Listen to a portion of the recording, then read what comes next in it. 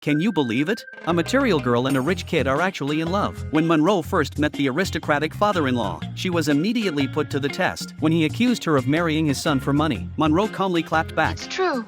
Then what do you want to marry him for? I want to marry him for your money. Fair. Before she met the rich kid, Monroe and her best friend Mary were small-town girls chasing big dreams in the city. On stage, the two of them dazzled the crowd, especially Monroe. With her stunning looks and knack for connecting with people, she quickly won over the rich kid's heart, but his father was completely against the marriage. At their engagement party, he even hired a private investigator to test if Monroe could make the cut as a proper high society wife. But Monroe had her own mission at the party, to help Mary find a wealthy match. The two sat next to an older man who was clearly the center of attention, because this guy wasn't just anyone.